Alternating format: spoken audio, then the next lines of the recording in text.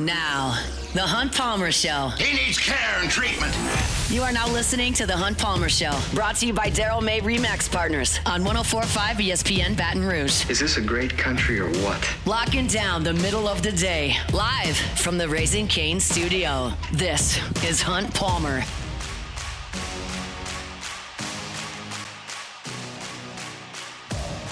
Welcome in. Hunt Palmer coming to you from the Raising Cane studio downtown in the capital city on this Monday. It means we're brought to you by Guarantee Health Solutions. Got Jordan Kitchens, Cassie Spazzali back there on the ones and twos. Busy weekend to react to here on campus at LSU and up in Indianapolis. Have some Saints flavor from the Combine, certainly some LSU flavor from the Combine. LSU baseball wins 3 games. LSU women's basketball finishes the regular season with a win. Men's basketball does not. And LSU baseball plays tonight as well to kind of wrap around that Friday to Monday weekend series. So they'll take on the Northeastern Huskies this evening. We'll get you ready for that. So plenty to do over the course of the next couple of hours. Let's get things started the way we do every day with our opening drive. Welcome to the big league. It's time for Hunt's Opening Drive, presented by Fabry Chevrolet GMC in St. Francisville. Let's start over at the box. LSU wins all 3 games this weekend, which quite frankly, when I put the numbers to it this morning, is a miracle. I don't think Nate Yeske or Jay Johnson would call it a miracle. I think they would suggest it was great pitching, and I would suggest it was great pitching too. But when you play 3 games over a weekend and you go 2 for 24 with runners in scoring position, that's an 0.83 average, and you win all 3 games, that's a miracle. And so we are going to get to the offense because I have got a lot of numbers. I am not ignoring the offense we saw from LSU the last 3 days. The offense stunk for 3 days. It was terrible. It was really, really bad. These 2 teams, Dartmouth and Northeastern, came in with very, very poor pitching numbers. And LSU did not swing the bat really well for 3 days. I'm not going to ignore that, I promise. It is in the next segment. I got numbers. I've got thoughts. We heard from Jay Johnson after every game. We will get to that. I don't think it's the story. I don't think it's the story. To me, the story is very, very, very simple. It's the pitching. That's not me being a homer. That's my honest analysis of the 3 games I watched over this weekend. And I can't go anywhere to start this discussion without going to yesterday and what we saw from William Schmidt. I have not hidden from this at all since October through January to now. I think Kason Evans and William Schmidt are the key to this team reaching its potential. I think they're the key. And Kason Evans was brilliant start to finish as a freshman. William Schmidt had very high highs in the midweek mostly as a freshman and had some very low lows as a freshman. And so there was more growth and development that had to come from Schmidt as opposed to Evans entering their sophomore year. Both needed to take big steps forward. Evans had to go from lockdown bullpen guy, 2 innings here, 3 innings here, to, hey, here's the ball on Friday night, go get me 18, 21 outs. Schmidt had to go from, yeah, nice job against Nichols. I like the way you threw it against Northwestern State. You got to now go get Vanderbilt out. They're big steps, and you can't just do it overnight. And William Schmidt, I thought last week in Jacksonville had a good outing. But I came in here on Monday and I said, it's good. But a couple walks, wild pitches, big misses at times. Like, it's a step in the right direction, but I need a little bit more. And I told you last Monday, I'm grading on a championship curve here. 5 shutout innings away from home for a guy making his second weekend start is objectively a very good thing. But I'm grading on a championship curve. And I'm also grading on a curve that his talent level forces me to grade on. So I was probably tougher on the grading scale last week on Monday than most people would have been. But I sat in the press box yesterday and watched him for 7 1/3. That is a step forward. That is a guy who has progressed.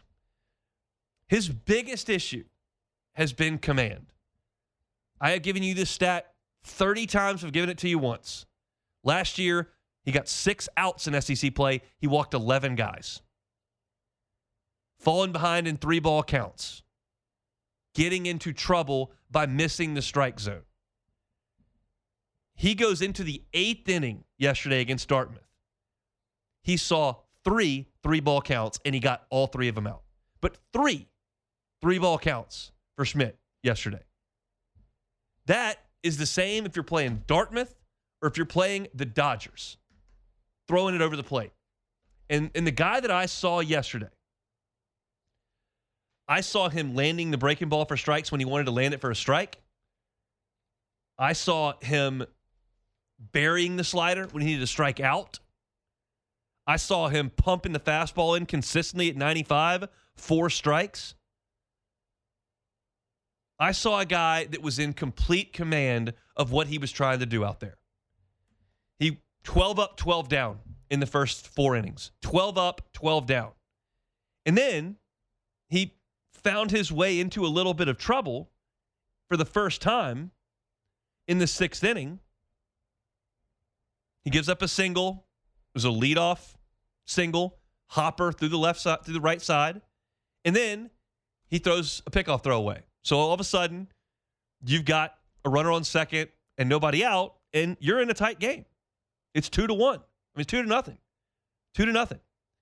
And Schmidt immediately strikes out Puig, immediately strikes out Banez, and then gets a chopper to third base.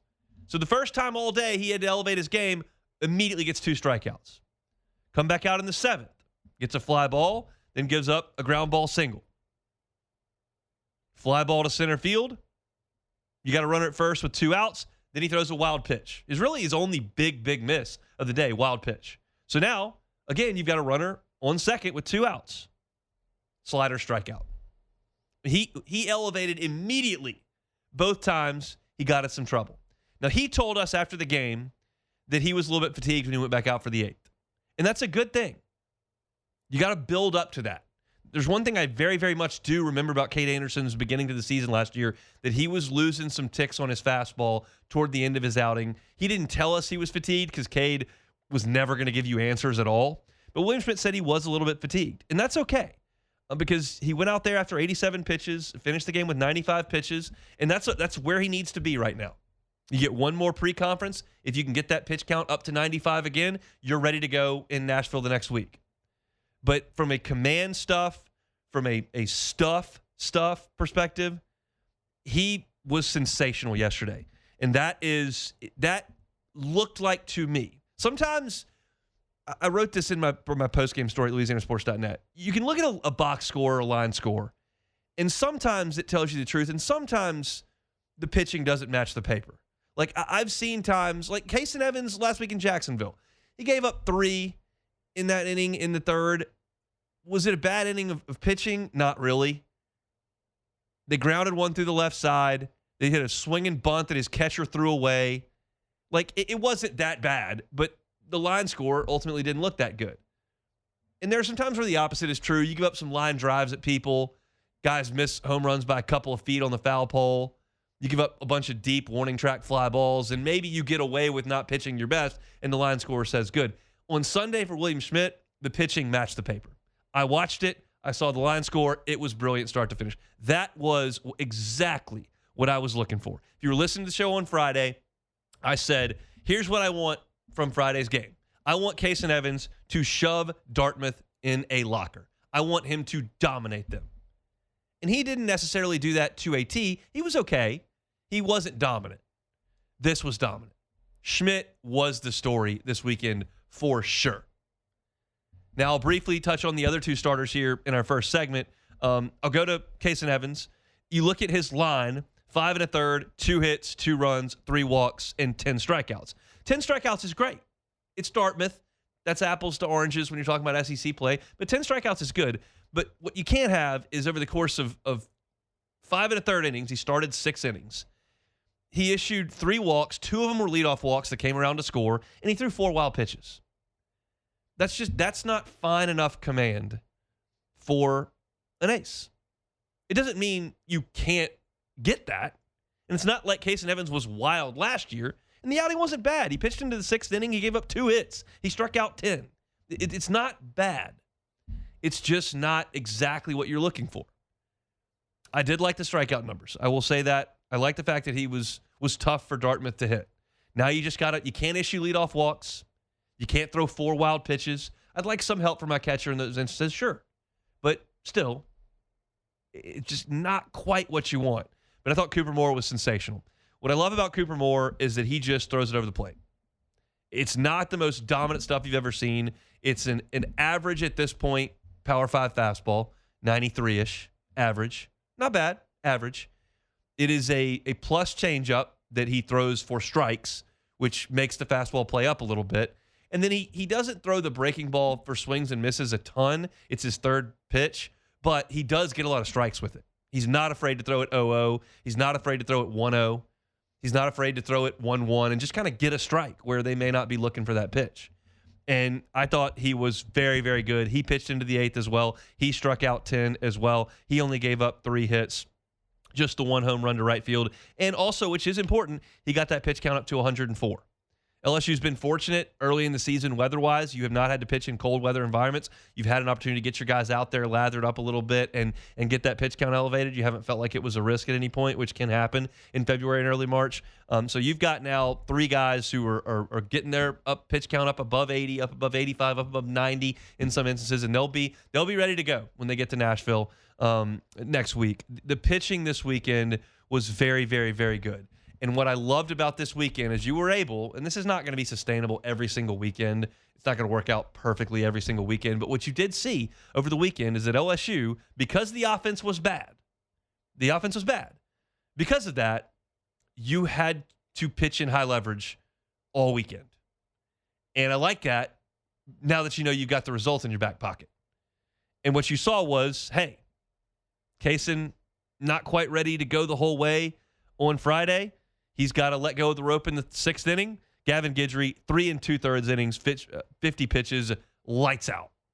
But he's burned for the weekend. So what do you have after that? Well, you got to go back to the high leverage because Moore runs out of gas in the 8th.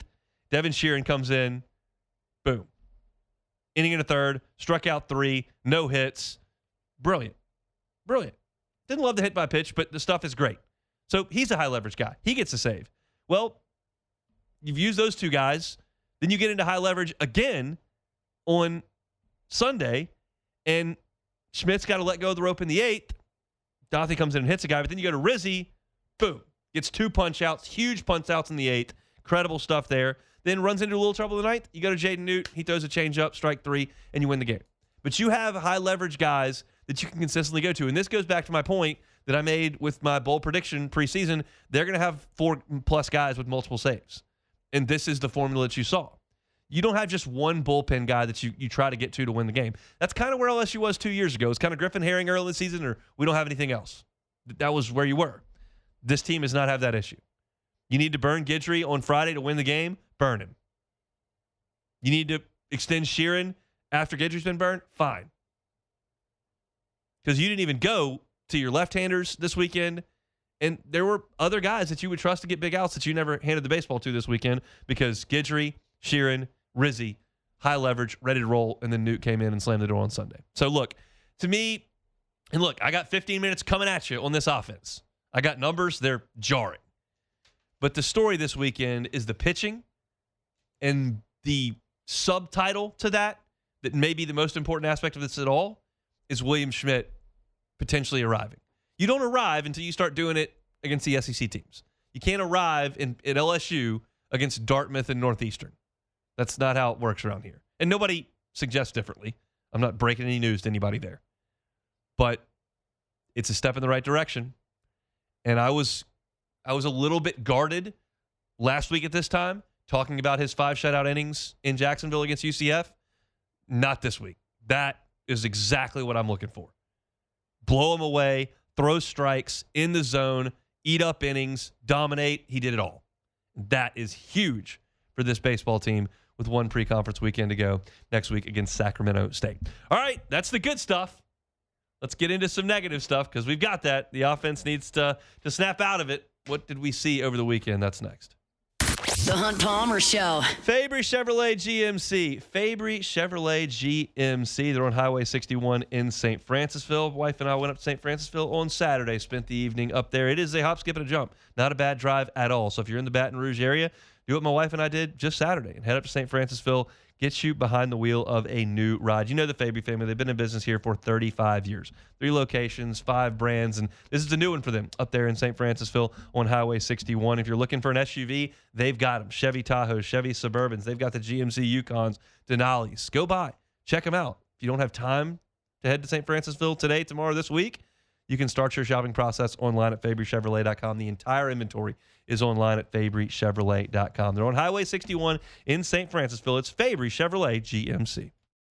You're listening to The Hunt Palmer Show, brought to you by Guarantee Health Solutions. Guarantee Health Solutions, guiding healthcare forward. GuaranteeHealth.com.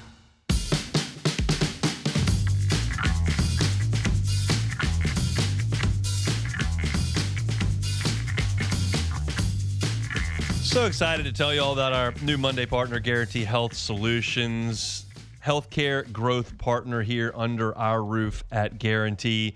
If you are anywhere in the healthcare space, you're an urgent care, dental office, medical clinic, hospital, emergency room, no matter what the case may be, and you're looking for help, Guarantee Health Solutions is here for you. Trouble getting patients in the door? They can help you with that. Trouble with billing? They can help you with that. Their pillars are innovation, marketing, delivering, and measuring. So if you're looking for somebody to help you with marketing, whether that's social media, whether that's SEO, whether that's traditional like radio and television, Guarantee Health Solutions can be there for you. If you're looking to help with your patient experience, when the patients come through the door, at the front desk, in the waiting room, in the facility, they can help you with that. They've got courses and experts that are there to help you. It's a nationwide product, but certainly those here in Baton Rouge got direct access here to Guarantee Health Solutions. Check them out online at GuaranteeHealth.com. It's Guarantee Health Solutions online at GuaranteeHealth.com. They bring you our Monday shows each and every week. Let's talk about this LSU offense. I did not – you knew when you were watching the games that it was a bit of a struggle. I don't know if I quite put it all together until I put the numbers on a piece of paper this morning. The fact that LSU swept this weekend is stunning when you look at this. There's just almost no way to do it.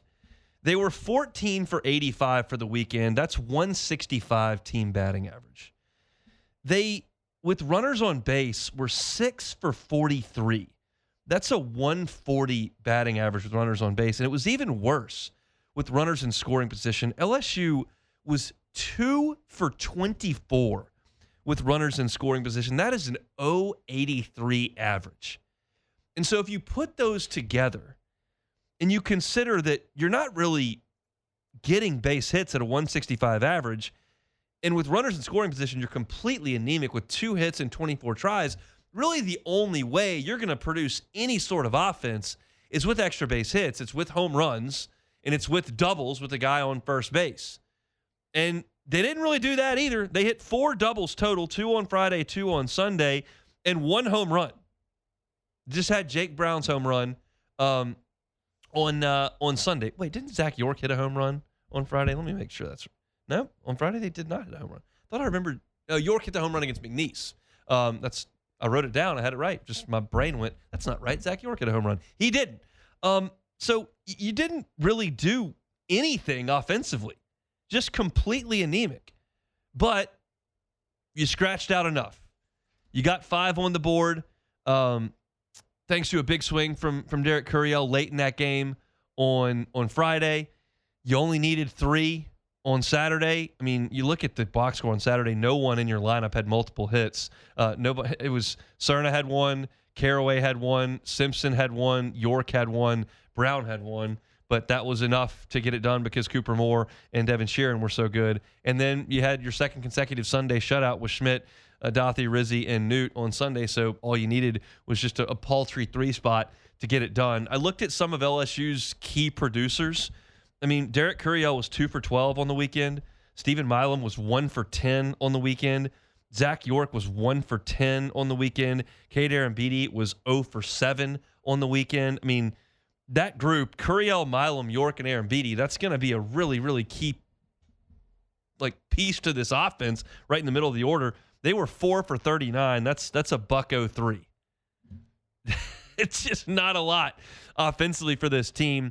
I think you could try to determine why this happened over the weekend.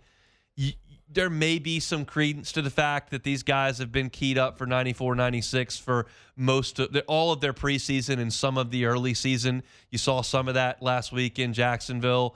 And I saw some decent velocity from Milwaukee, if we're being honest. Kent State had a midweek guy that was running it up there 94. And there were some lesser fastballs here. Maybe timing was a bit of an issue. That can happen. And maybe it's just a situation where guys are just missing some pitches. Like Jay Johnson was asked about this after every game. And he said two things basically that resonated with me in the postgame. The first was, he said maybe it's a little bit of quote unquote that's baseball, and I'm continuing Jay Johnson's thoughts here, not Hunt's. He said, but I hate that because I always feel like you can prepare and you can attack and you can do things better. And I respect that as a coach, but I also understand watching baseball as often as I do. Like, there are just some days where you're not hitting the ball hard. There are some days where you do hit it hard and it's at somebody. There are some days where a pitcher's really got something that you don't have an answer for. You're just not going to hit 56 times out of 56 games. And so sometimes it's just baseball. And then there's the thought about approach. And one of the things that irritates me more than anything in this business that I'm in is when I hear people consistently maligning approach. Unless you definitely know what the approach is, I have trouble maligning it. Just because someone flies out to center field doesn't mean that guy's trying to hit a home run or trying to do too much. He might have put a good level swing on it and hit it 3 stitches low, and he popped it up. He might have had a great scouting report that this guy always throws 2-0 fastballs. And the guy threw a 2-0 changeup and he didn't quite see it, and that's why he got out in front of it and popped it up. Not that, well, I got to hit a home run here because we're not swinging. Like, I sometimes struggle with approach. If you don't like a hit and run call, well, I know what the approach is there. If you see a guy reach out and hook one when he's really needs to hit the ball the other way based on where the runners are, like, you can criticize that swing. But just the blanket approach thing drives me nuts when you're analyzing things. You want to criticize a team for 3 sacrifice bunts over the course of 9 innings? That's an approach. That's a plan. It's evident. It's obvious. You can critique that for sure. But just because LSU goes out there on Sunday against Dartmouth and they get 4 hits and score 3 runs and they flew out too many times, don't sit there and say, well, they're all trying to hit it over the fence. I don't like it. Because Jay Johnson's not going to allow that. And I just don't think Derek Curiel is going up there trying to hit homers. Have you watched the guy hit for a year and a half? I think it's just a situation where you had kind of everything clicking for 2 weeks. Everybody was swinging it for 2 weeks. And then the next week you came out and you didn't swing it. And it's just, usually you got 4 guys up and 4 guys down. You usually don't have 8 guys up and 1 guy down and then 9 guys down. But you didn't really have much. Jake Brown stepped up yesterday. He got the big home run early, got a 3-2 curveball. I asked him about it after the game. I said, were you looking for a 3-2 curveball or you saw it? And he said, no, I just pick up spin. And it was up. I tweeted that it was actually down. Then I saw the replay. That was my view from the press box. It looked like he kind of got down into his knees and hit it into the right field seats. Then I saw the replay and went, nope, that wasn't down. It's a reasonable pitch because it's a breaking ball 3-2, and you're thinking you might steal one from him, but it was a little bit up, and he didn't miss it. So that was great. And then he hits the ball over the center fielder's head for the run-scoring double after the error that allowed Curiel to reach base. So Brown helped you out yesterday, and you wouldn't say that he was in a slump. He did his thing. But a lot of the other guys are not, and that's just tough. But here's the deal. They've got another week before they go to SEC play, and this thing can change instantly. It's difficult to take these 3 games and do anything but kind of hand wave them as an analyst, as a fan. Jay Johnson's not going to hand wave them. He said he's going to live in the cage. You're not going to see the LSU players hand wave them, but me analyzing the situation, why can't they hit Northeastern and Dartmouth? I'm going to hand wave it a little bit because I know what kind of a college hitter Zach York has been for 4 years, and a lot of it is against teams like Northeastern and Dartmouth. So I know what he is. I know Stephen Milam can hit. I know Derek Curiel can hit. I know Jake Brown can hit. Trent Carraway has played 2 seasons of high-level baseball. there's no question whether or not he can swing the bat at the college level. I don't know about Omar Cerna.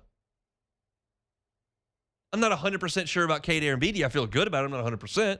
But there are enough guys in this lineup that are old, that have a track record, that have swung the bat at an elite level. And so when they don't score for 3 days against Dartmouth and Northeastern, I'm not going to think too much about it. And frankly, it's awesome that they won the 3 games without swinging the bats at all. And it's a big credit to the pitching staff who was allowed to kind of ease in. And after 2 weeks, LSU had the worst statistical ERA in the SEC, and you were where you were because you were scoring 11 runs a game. So you just flipped it.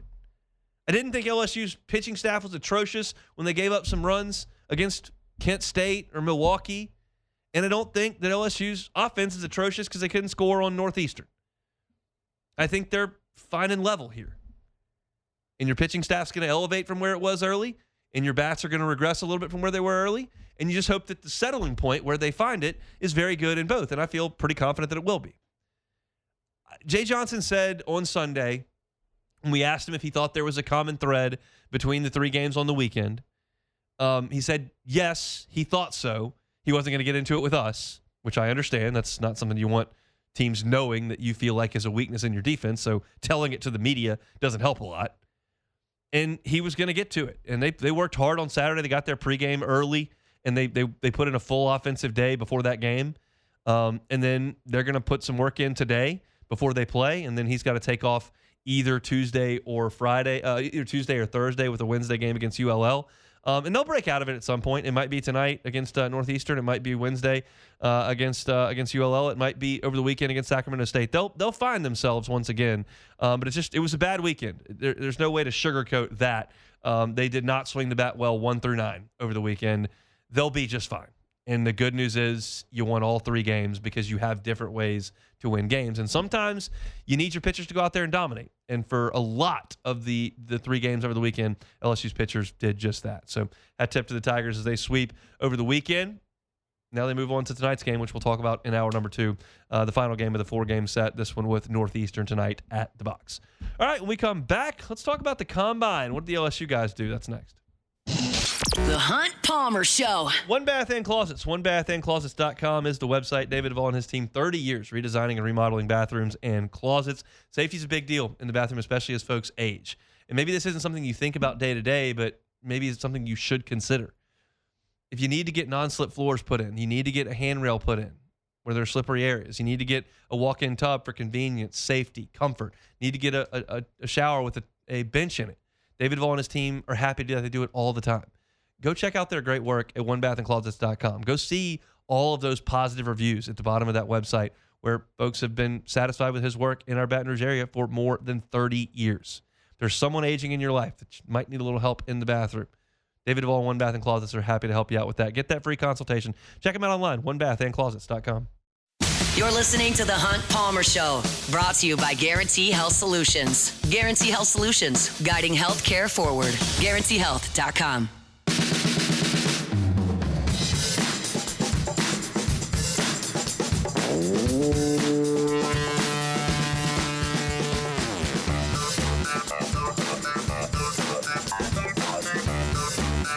Swing Easy Golf Club in Baton Rouge. SwingEasyGCBR.com is the website. About to be golf time. Well, it kind of is golf time. You got March. Spring is here. Time to get out and play some golf. If you don't have time for a 5-hour round, how about popping into Swing Easy Golf Club on Seagan at Perkins? You can play 18 holes at Pebble Beach in an hour and 5 minutes if you want to. Probably quicker than that if it's just you. Get that personalized bay. Bring your clubs in. Get that bucket of cold beers brought in. Crank some tunes. And play some golf. It's an awesome place to hang out. Awesome place to work on your game. No matter if you're just looking to socialize or looking to hone in that wedge game for the spring that's to come. You can do it at Swing Easy Golf Club on Seagan at Perkins. What a cool spot here in Baton Rouge. If you hadn't tried out the simulator, go by and see them. Seagan at Perkins. They're online at SwingEasyGCBR.com. Swing Easy Golf Club here in Baton Rouge. All right, NFL Combine wrapped up. I talked about it last week. Just they can make anything in the NFL draw out. The Combine went on for a week. It just felt like it never ended. But LSU sent 11 guys up there, and I was very, very curious about the the decisions LSU players made with what they were going to do while you're there. If you're not familiar with the combine, like you can do whatever you'd like or whatever you don't want to do. You got to get measured and you got to go through the medicals and you got to talk to the teams. But you want to run the 40, run it. You want to do the vertical, run it. You don't want to do it, don't. Don't see any need to do the bench press, don't need to. Don't want to do anything, you don't have to. And that's what a lot of LSU's players ended up doing. Garrett Nussmeier did not work out as far as the testing goes. He threw, but he did not work out as far as the testing goes. Nothing for Mansour Delane. I didn't think he should do anything. Nothing for Harold Perkins. Nothing for Jack Pyburn. Nothing for Patrick Payton. Those guys did not elect to go through the drills. I was surprised not to see Harold Perkins go through any sort of drills because what his best attributes are as far as a prospect are his athletic traits. He's not the biggest. His production and where he fit into the scheme at LSU over 4 seasons wasn't awesome. There were times where it was good. There were times where it wasn't. But he is really fast. He is really quick. He can really jump. And I just thought he would go through some of that. Now, he has every right to say no, and I'm going to do it at Pro Day. He has every right to just say, no, I'm not going to do any of it. I'm just a little bit surprised that a guy that I feel like would test as well as he could test, I thought he would go do that. I'm also a little bit surprised that Jack Pyburn didn't do anything. He just seems to me to be such an ultra-competitive guy, and I think he would do really well on the bench press. He's strong as an ox. But he decided not to. I knew Patrick Payton would measure very well, and he did. At 6'5", 260 pounds. Like, he's huge. You could see that at practice. But didn't want to do any of the drills. I'm not, again, at all surprised that Mansour Delane didn't do them because I didn't think he had anything to prove at all. You want to know how fast I run? Look at the tape. You want to know how long my arms are? Watch the tape. Like, you want to know how quick I am? Watch the tape. I completely agree with Mansour Delane's decision there. But of the guys that did work out, clearly the headliner was Xavier Thomas. And if you read my post at LouisianaSports.net previewing the combine, I wrote something to the effect of, well, Xavier Thomas is not the biggest guy, and he might not be the fastest guy. I did not know that Xavier Thomas had the type of speed that he showed last week in Indianapolis. He ran a 4.28 in the 40. 4.28. The second fastest time of the entire combine. I mean, I watched him. I watched him run kicks back. I watched him run punts back. I saw LSU try to get him the football in the running game. I know he had a big year, relatively speaking, in LSU's offense last season. 4.28 I didn't have. If you asked me to go through the LSU wide receivers from the 2025 roster that had the best chance to run a 4.28, it would have started with Chris Hilton. No, it would have started with Jelani Watkins. It would have been Chris Hilton. It would have been Barryon Brown. It would have been Phillip Wright. Then it might have been Teron Francis before Xavier Thomas. Like, I did not know he could run that fast. And I told y'all last week, Jake Flint, who was the strength coach for the last few years, told me the fastest guys, and they monitor these guys from a miles per hour perspective. They don't do the 40, but they monitor them from a miles per hour perspective. He said the fastest 4 dudes were Hilton, Brown, Jelani Watkins, and Phillip Wright. And Thomas is the guy that runs the 4.28. Awesome news for him. That was great stuff. He had a 36-inch vertical, but the 4.28 is going to be loud, and hopefully he gets a chance with that. 4.41 is a damn good 40 time, but I'm confident that Chris Hilton is going to be bummed flying back from Indianapolis because that's his deal. And I told y'all last week that I was hoping that he would go to Indy and he'd be the fastest guy there. His story is an admirable one of coming in, putting the work in, dealing with adversity time and time again, gets an opportunity in the All-Star game circuit after his season is over, goes out there and plays in 4 All-Star games, goes to the combine, and I was thinking low 4.3s. And he goes 4.41. Now, he's going to run again at Pro Day, and hopefully you get a better time than that. But I thought for sure that he would be in the 4.3s. And that comes from somebody that knows that when we constantly talk about how somebody's got 4.3 speed, they really don't, because you look at the combine and very rarely does anyone have 4.3 speed. But Chris Hilton's guy I thought would have 4.3 speed.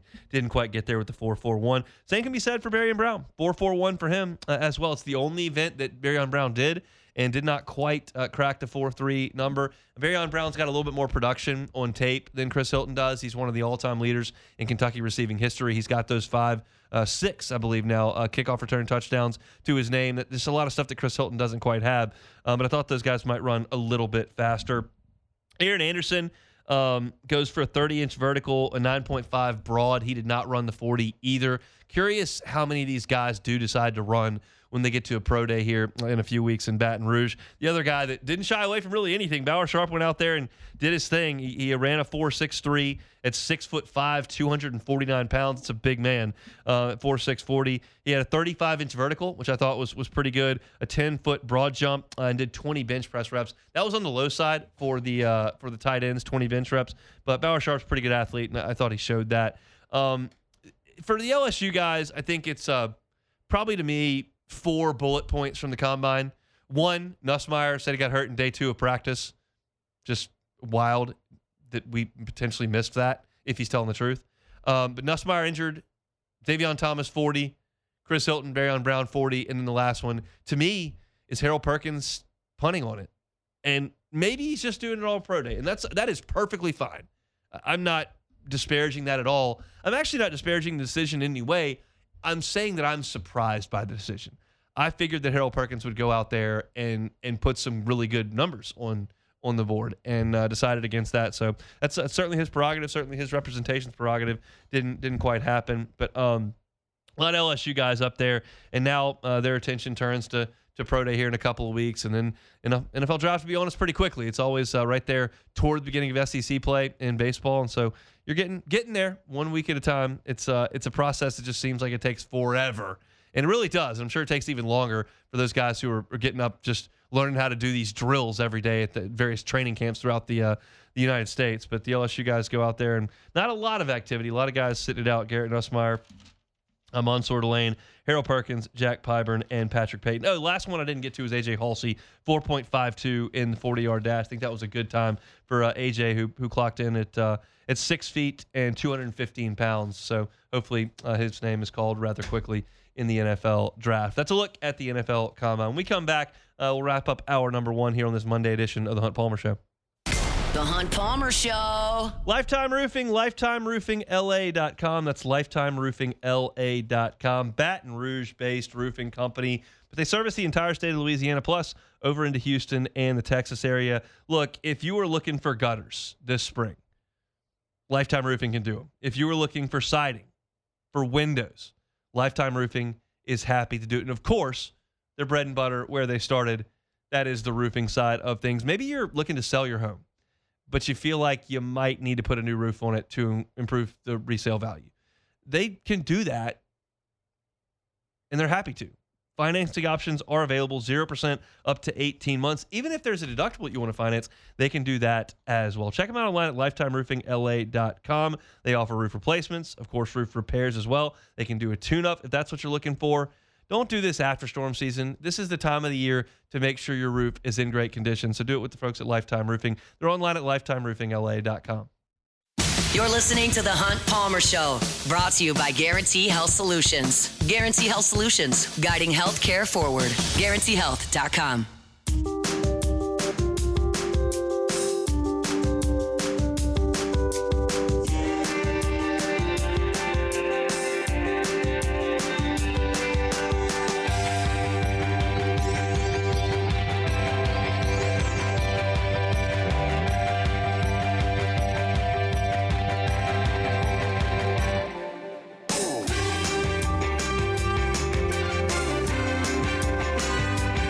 Closing up hour number 1 here on a Monday edition of the Hunt Palmer Show. Appreciate y'all being with us here to kick off your week. Hope that work week's off to a good start.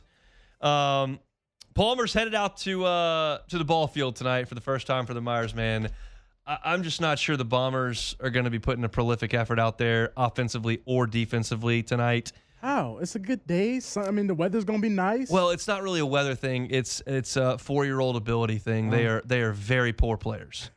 Very poor players. Poor fundamental understanding of the rules, poor bat handling skills. Okay. Not a lot of team speed out there. It's like at least a little team Infield chemistry? defense, a disaster. Team chemistry, not even that good. Oh, man. I don't know if a lot of them know each other's names. Okay. All right.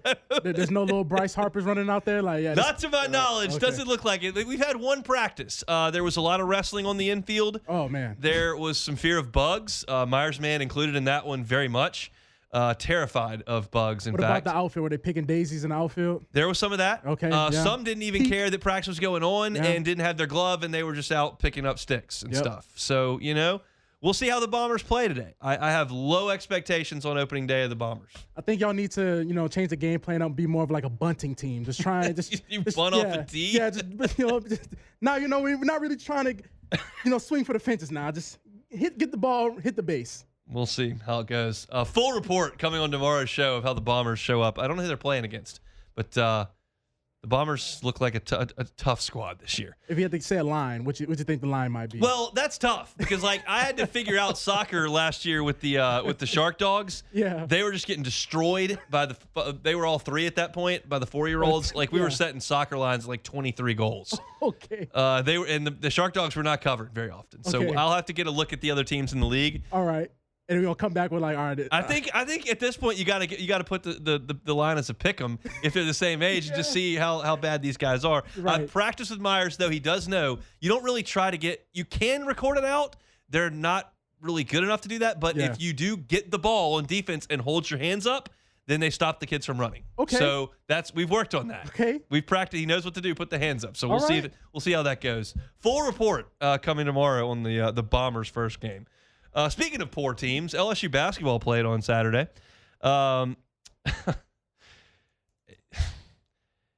They've gotten blasted on their home floor by Oklahoma and South Carolina, who are just not good. And Oklahoma goes out there and starts throwing them in from 3. I was looking at the box score. I didn't write the post game because we had a dinner on Saturday night, but it sounded like they made a ton of threes in the second half. And turns out, they made 6 threes in the second half, 6 for 15, 40% in the second half. LSU technically did some good things. They were on the glass, but when McKinnon doesn't go nuts, and McKinnon did not go nuts, he was 6 of 20 from the floor. He got his 17 points, but it took him 20 shots to get there. Jalen Reese, who had played really well, just didn't do anything from a field goal perspective, just 1 for 10. But they just don't defend, and they let Oklahoma get wherever they wanted to go and do whatever they wanted to do. And Oklahoma shoots 48% from the floor. They were 39% from 3, 17 of 18 from the line, and LSU only turned them over 8 times in the game. Here's a problem that I have. And I talk about the basketball team for 10 minutes a week. We do 10 hours of radio. Basically, after they play, I give you 5 minutes on the games. And one of the things that irritates me is that I don't, for the last couple of years, I could not try to establish for you an identity of what this basketball team is trying to be or what this program is trying to be. I don't know if they're supposed to be a really tough defensive team. I don't know if they're supposed to be a team that plays really fast. I don't know if they're supposed to be a team that's really good offensively in the ball screen game. I don't know if they're trying to be a team that's just an elite shooting team. I don't know if they're trying to shoot more threes than the other team. I don't know. I don't know if they're trying to get to the free throw line. There's nothing I can point to over the last 3 seasons. I don't even count the first year. Over the last 3 seasons, I would go, this is what the goal is here. Even if you're not good, usually I can tell what the goal is trying to be.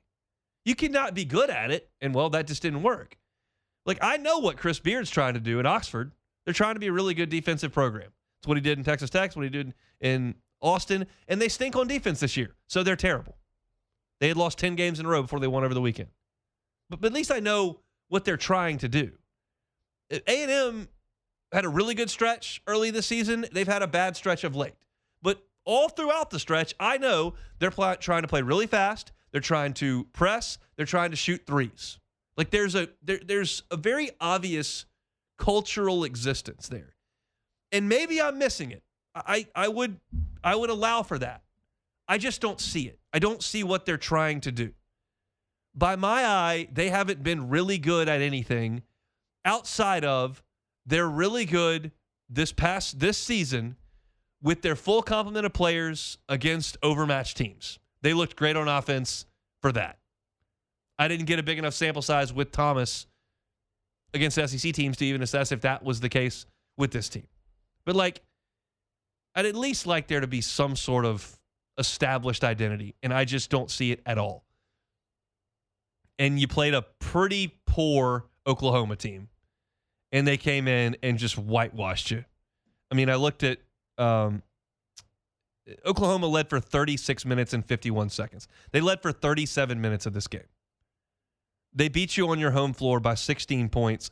And oh, by the way, in doing so, in winning by 16 points, let me make sure I have this number right. They did not score in the last 3 minutes and 31 seconds of the game. And they beat you by 16 at home. No. And they're not good. They're not making the tournament. They're going to fire their coach. Porter Moser will be fired. No. He should be fired for that jacket-shirt combo he had going, dark on dark on Saturday. It was a tough look. But he will be fired, and they were up 20 on you with 6 minutes to go. Hunt, you tell me they didn't score for the last 3 minutes of the game and still won by double digits? 16. Holy smokes. Yeah. Holy smokes. It's just there was a 12-0 run in there with some threes. Got the lead up to 22. I mean, there's just not anything to dig into there. It's just not. So we'll see. They got 2 more, and then they'll go to Nashville, and then they'll play 1 more, and then we'll see what LSU wants to do with basketball. That's kind of what we'll see. So that's it for hour number 1 here on this Monday edition of the Hunt Palmer Show. I want to shout out the Highland Insurance Group, HighlandIG.com, HighlandIG.com. All your commercial insurance needs, home insurance needs, Highland Insurance. You can find them online, HighlandIG.com. It's the Highland Insurance Group, HighlandIG.com. The Hunt Palmer Show. And I'll tell you about Chevy. Fabry Chevrolet GMC, Fabry Chevrolet GMC, Highway 61 in St. Francisville. They've been open under that new ownership, Fabry family, since October 1st there in St. Francisville. But you know the Fabry family because they've been at it for 35 years. And you know that you're going to get a quality buying experience. You know you're going to get customer service beyond the sale. And their service department also services all makes there at Highway 61 in St. Francisville. So go by and see them. Told you about trucks all February long, and they've still got great deals on trucks. If you're looking for a Chevy Silverado, they've got them in stock. Looking for GMC Sierras, they've got them in stock. Check out the website at FabryChevrolet.com, and you'll see the full line of vehicles. All of it is online. They've also got incredible SUVs. You're looking to get into a new ride this year. How about a Chevy Tahoe, Chevy Suburban, maybe on the GMC side, a Yukon or a Denali. They've got those available for you as well. And that entire inventory, as we said, is online at FabryChevrolet.com. Get by and see them, Highway 61 in St. Francisville, or online at FabryChevrolet.com.